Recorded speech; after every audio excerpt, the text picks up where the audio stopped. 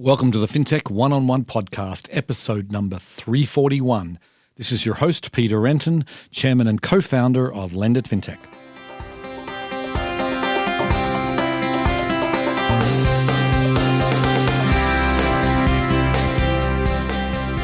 Before we get started, I want to talk about the 10th annual Lend It Fintech USA event.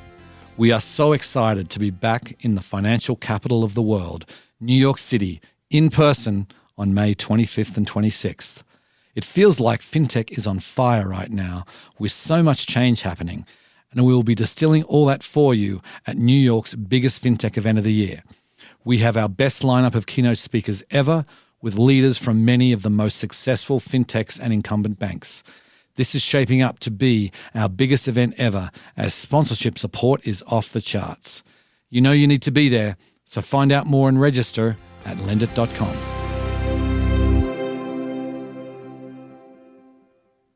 Today on the show, I'm delighted to welcome Ryan Zacharia and Adam Aspes.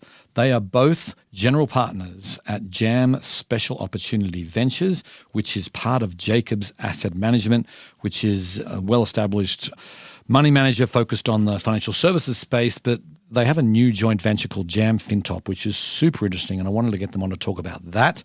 Here, they've created a fund where all of the LPs of the fund are actually community banks. And we wanted to talk about the first fund they've created, the Bank Tech Fund, which is investing in technology that is going to help banks. And then also their second fund, which is a specialized blockchain fund, which is super interesting. We get into both of those funds in some depth. And we also talk about how banks really are thinking about the future of technology, the future of, how they're thinking about blockchain. We end with this really interesting perspective from Adam and Ryan about the future of financial services. It was a fascinating episode. Hope you enjoy the show. Welcome to the podcast, Ryan and Adam. Happy to be here, Peter. Thanks for inviting us. Thanks, Peter. Okay, my pleasure. So I'd like to kick it off by getting a little bit of background from both of you guys. Just tell us a little bit about what you've done in your career to date. Ryan, I'll start with you. I'm a general partner at Jam Special Opportunity Ventures. We invest out of 2 venture capital funds. And before that, I was working at Jacobs Asset Management, where I still work as director of research, covering financial stocks and private companies in and around the financial services ecosystem. And then prior to that, I was an investment banker in Citigroup's financial institutions investment banking group. Okay, great. And Adam? 25-year history investing in U.S. financials, combination on the buy side and sell side, but across equity research, sales, trading, investment banking, done a little bit of everything the last 6 years at Jacobs Asset Management. Right. Okay. Well, let's get right to it. I want to talk about the origins of Jam Fintop, and Jam obviously is the acronym for Jacobs Asset Management. But tell us a little bit about how you guys came together. So Jam has a 27-year history investing in U.S. financials. We do it through a hedge fund and private equity funds, and focus on U.S. financials, but primarily heavily focus on community banks. And what we recognized over the last several years was that community banks were clearly falling behind the curve on technology. Mm-hmm. And for me, that experience was really amplified as a board observer of a bank that we had a position in. The bank was effectively having to make a decision on whether or not to upgrade their technology or sell the bank. And when we got inside and really saw how the sausage was made, it was kind of frightening that what you saw was bank cores that were built in the 70s and 80s on COBOL technology, that you had ACH systems as a payment rail that was built in 1974, that you had really a huge lift in order to build the modern tech stack. That bank decided to sell, but coming out of that, we said, we really need to spend much more time on the future of financial services. What's the future of banking? And, Ryan and I really spent time going across Silicon Valley, venture capitalists. And what we did is we formed a relationship with a venture capital firm called Fintop. Fintop's based out of Nashville. It stands for Financial Technology Operators, where all the general partners are former entrepreneurs and operators that built, ran, sold fintechs. Super impressive group. And we had a shared vision on what that future of community banking was. And we just love what they were doing. They're investing in the Series A rounds of the technology that the banks need to know about in order to remain relevant and competitive. And just said, I think we should do a fund together. Let's do a JV 50-50. We'll go out and raise capital from the banks that we know and we have these deep relationships with. And we're going to make sure they are up to date and have modern tech stacks. And so it was sort of an idea on paper. We weren't sure if it was going to work, but started talking to banks and there was sort of an overwhelming response. Went out to raise 100 million, wound up having to cap the size of the fund at 150 million after being pretty wildly oversubscribed, raised money from 66 community banks. Those banks collectively had 650 billion of assets, and that fund closed in April of 21, and we've been actively investing out of it ever since. Right. So who are the banks in the network? Because when I looked at your list, you're not talking about a small town bank with $100 million in assets, right? So just tell us a little bit about the community banks that are in your network. It's a pretty diverse set of banks. So we'll talk about the blockchain fund that we're doing now, but collectively between the blockchain and the bank tech funds, we now have about 80 banks in our network, and it's very diverse. We've got banks on the high end that are, 88 billion in assets, but we do have banks that are under $1 billion on the low end also. And so it is a pretty wide range of banks, but what they share in common is a tech forward vision and mindset. And that what we've realized is it's not really about the size of your bank. It's really about, are you innovative and do you have a vision of the future? And I should say, when we started this vision, it was a very bearish vision of the future of community banks and that there was just no way for them to be able to compete. And I'd say as we stand here today, we're super bullish on the small innovative banks that want to lean in and build the modern banking system because the future is open, embedded, blockchain rails, modern cloud cores, artificial intelligence. Any bank can build those rails. The big banks are effectively in some ways at a competitive disadvantage because they can't untangle the mess that they're in. And so, there's an opportunity for every bank in that network to really lean in and build the bank of the future.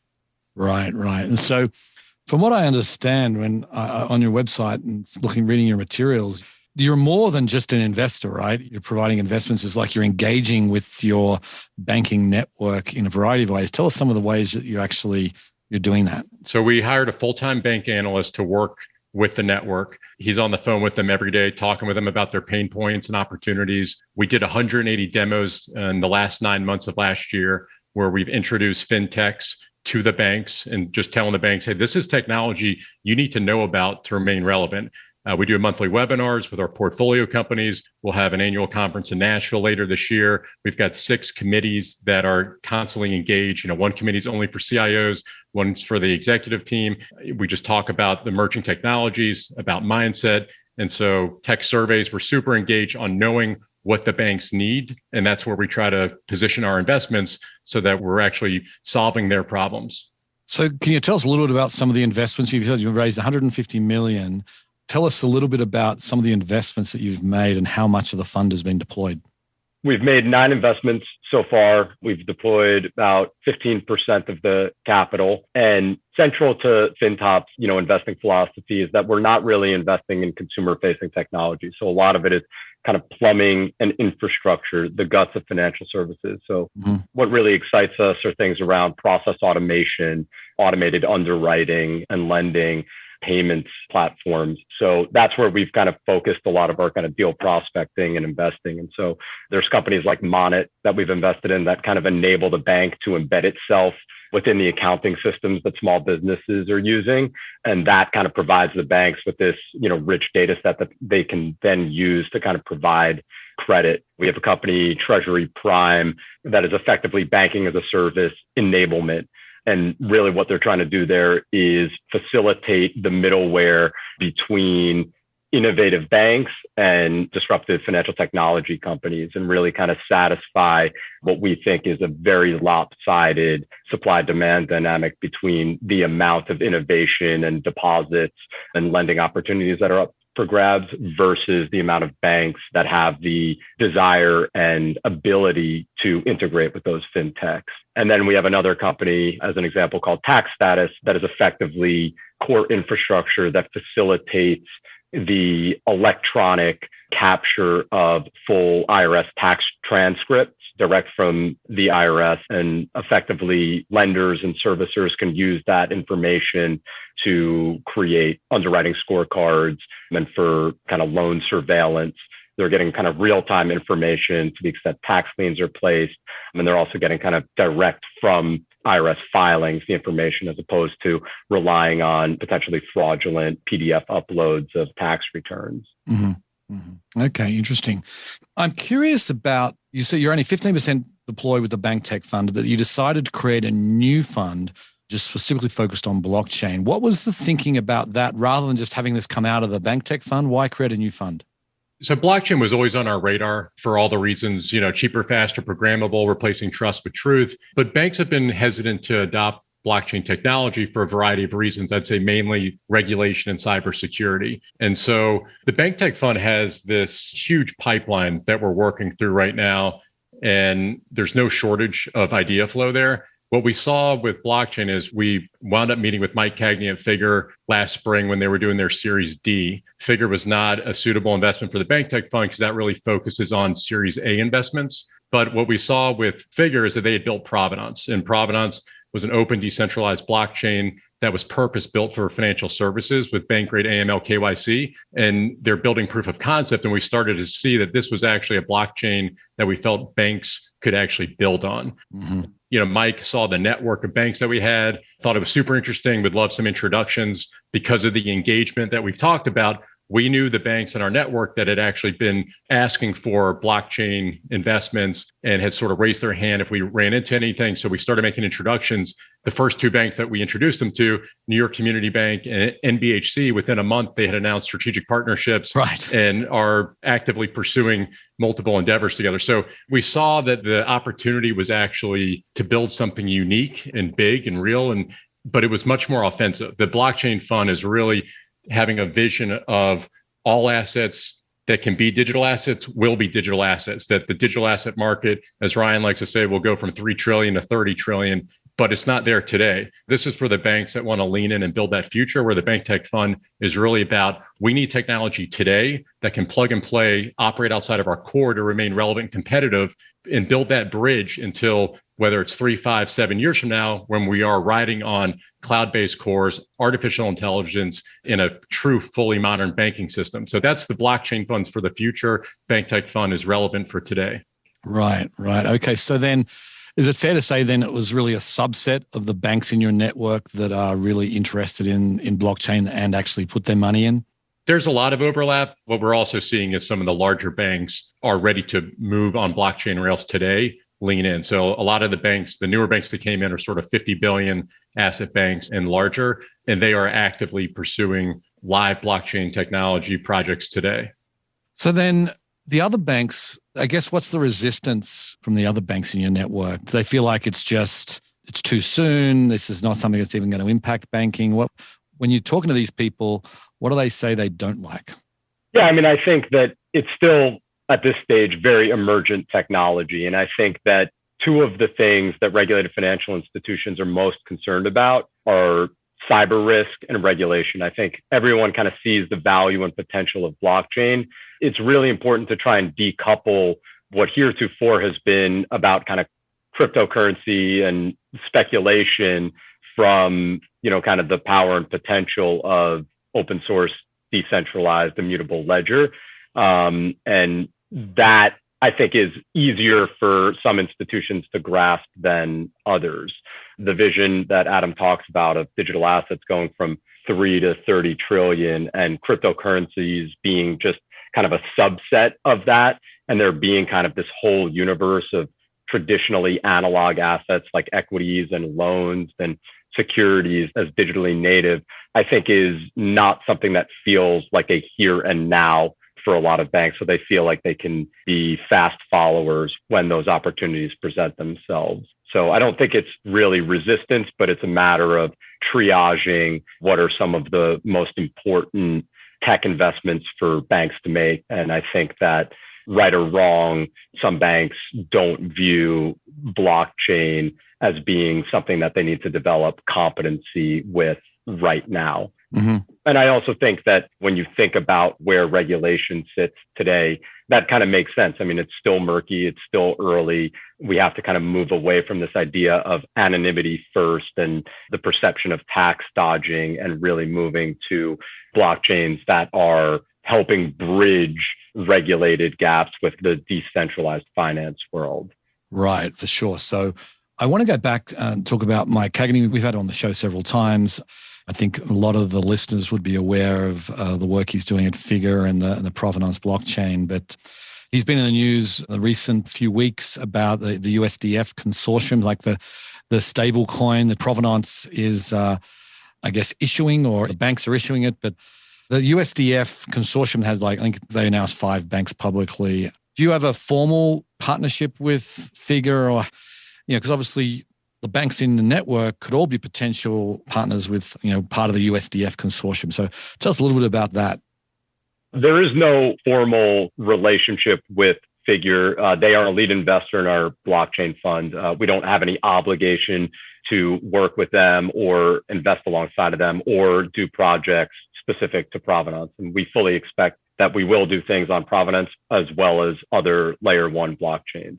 So the fund is taking kind of a blockchain agnostic approach. At the same time, as I talked about regulation being kind of one of the main impediments for regulated financial services to lean in on blockchain, I feel like Figure, which itself has hundreds of state and local licenses to be able to lend and move money on chain, has created a level of comfort, I think, for regulated financial services. So I think Provenance definitely has an ecosystem that lends itself to buy-in from regulated financial services companies. That kind of speaks to our informal relationship with Figure. Mike Cagney is going to be leading our blockchain committee as part of our engagement with our limited partners. That'll convene 3 to 4 times a year and just speak more broadly about blockchain innovation. The USDF consortium is separate and distinct. So, we were a founding member of the consortium. Subject to the admissions criteria on the consortium's website, any bank could effectively join that. And so that is kind of separate and apart from, an investment in our fund. And that's really the way we're thinking about USDF or other stablecoin, is that we take the perspective that in order for digital assets to really reach kind of a critical mass and take off and move beyond the current use cases, that there needs to be a big infrastructure layer built out. And that's going to encompass things like data solutions and compliance and BSA and KYC and AML and on-chain identity, and how we bridge legacy data systems to be able to bring that information on-chain, and digital asset custody and value transfer. So how do we facilitate in a compliant manner the ability to move money on-chain? And from our perspective, the existing kind of privately issued stablecoin didn't really solve for that. And so that's where kind of USDF comes in. So USDF is a bank issued stablecoin. Banks are the only minters of the stablecoin, and it operates within the confines of the robust regulatory infrastructure that already exists for depositories. Right. And quick plug, if I may, we've got Mike Cagney going to be on our keynote stage at our big USA event in May, along with a couple of the banks in the USDF consortium. We're going in depth in that there. I think it was the President's Working Group, or one of the papers that came out recently, talked about banks should be the issuer of stable coins. And it sounds like that's your thesis. And as far as sort of the whole regulatory piece that is still, I would say, in development, is that your thesis, that banks will ultimately be enabled by Congress to issue stablecoins? Yeah, that is our thesis, that banks are going to be the formal bridge to decentralized finance. And the way it'll happen is through a bank regulatory construct for stable coins. Now, whether it in perpetuity exists only as a bank process, or if there are other people that can get access to special purpose charters or trust charters in order to do it, remains to be seen. But from where we sit today, we feel like the regulatory framework by and large already exists for banks to be able to do this. This is already relevant and germane to the business of banking. It's not enabling anything that's incredibly unique. It's the programmability of money and being able to interact with applications that are built on chain. But the core functionality of facilitating payments and the settlement of securities transactions is, not that revolutionary. Right. That's really true. So I'm interested about some of the advisors, the other advisors you're working with. You mentioned Cagney, but I was looking through the deck that you sent, and you've got some other interesting names on there as well. So for our bank tech fund, our advisors were the ICBA, which is, they probably represent the most banks in the country, and then two fintechs, FiveSpan enumerated. And then for the blockchain fund, we have an advisor, the NBCA, which represents over 100 banks, over 10 billion in assets. So really focusing on the banks that have the ability to lean into blockchain today.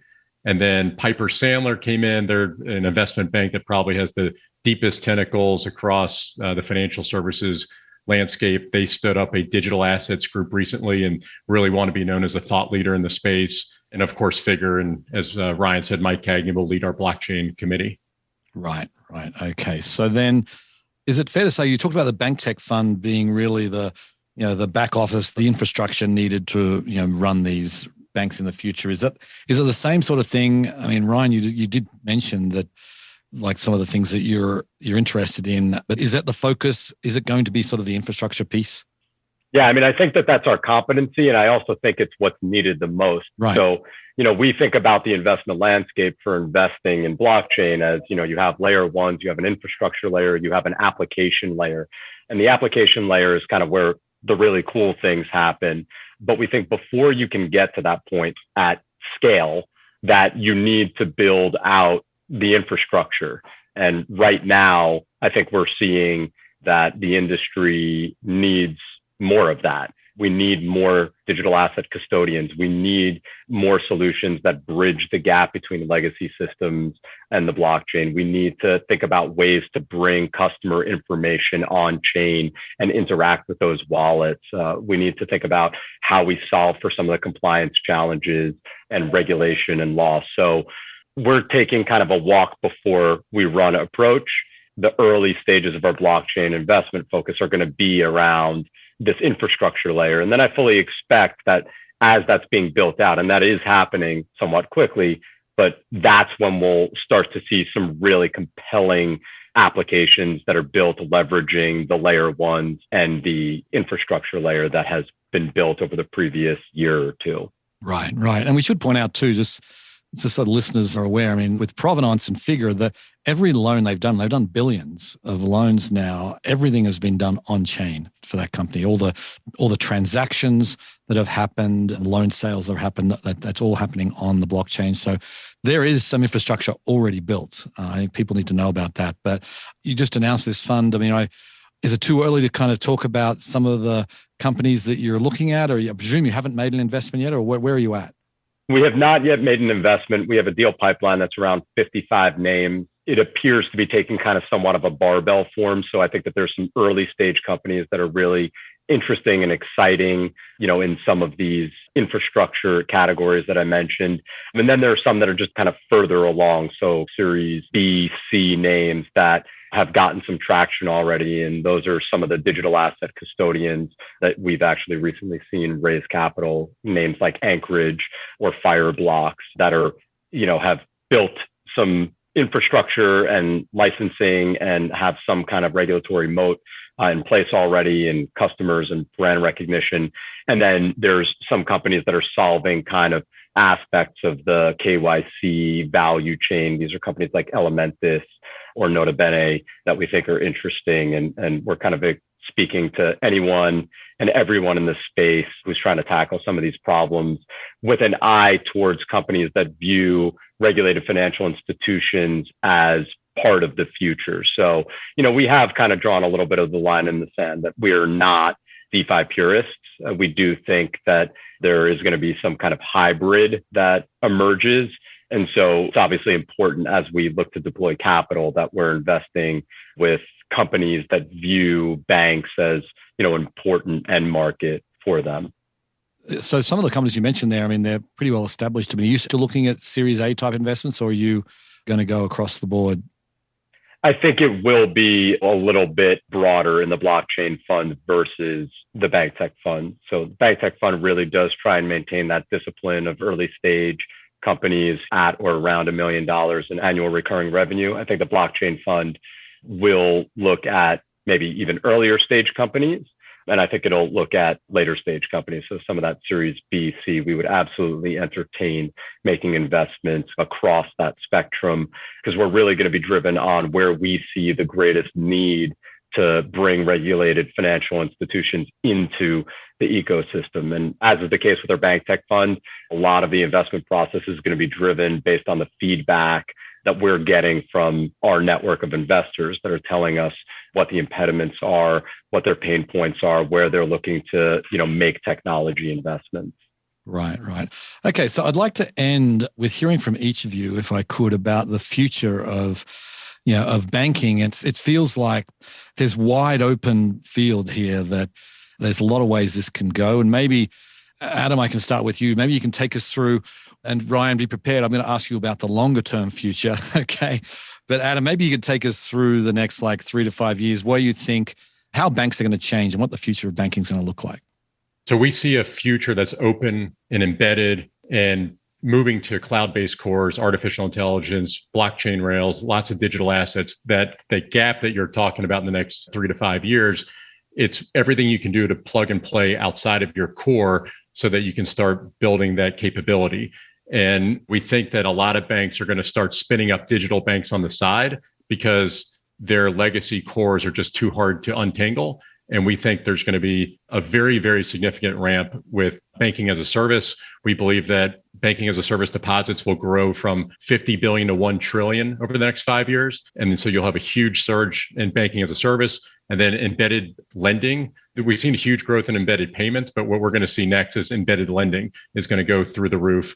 And banks need to be prepared for that. They need the bank to meet the customer where they live, which is in their software. They need to get connected to the balance sheet, the income statement, statement of cash flows, and make their lending decisions based off of that information. Right. And Ryan, I know you have touched on a couple of things, but I'd love to get your view on sort of longer term future and banks they've embraced the blockchain. They may have embraced DeFi and how that actually is going to look. It is possible that the bank of 10 years from now does look quite different than it does today. And the business lines they're in could be very different. I still think that banks have proficiency when it comes to making loans and underwriting credit and understanding some of the nuances of a given industry or geography. It's possible that the way that loans get funded could change and they could seek out the most efficient forms of capital, and DeFi could be an important part of that. So it's possible that you see banks 10 years from now embrace a bit more of a capital light model where they're really leaning on the things that they do best and leveraging DeFi to provide kind of the most efficient cost of capital for their customers. If I'm a bank today, I need to be thinking about how open-minded I am to the potential that my core functionality changes significantly 10 years from now and how well set up I am for that. Have I developed the competency and ability to interact with digital assets? And are there any kind of adjacencies or interesting business lines that I can develop off of that competency? We could be on the precipice of a pretty big shift in how we think about what our banking relationship is. And it might be something a fair bit different than, what we're accustomed to today. Right. Well, it's going to be super interesting. I feel like there's so much happening right now in the world of finance. It's going to be an exciting time the rest of this decade to see whether banks do actually look very different or whether they've just sort of maintained their core competencies and are just evolving. But regardless, thanks you very much for coming on the show today, guys. Ryan and Adam, really appreciate it. Thanks, Peter. Thanks for having us, Peter.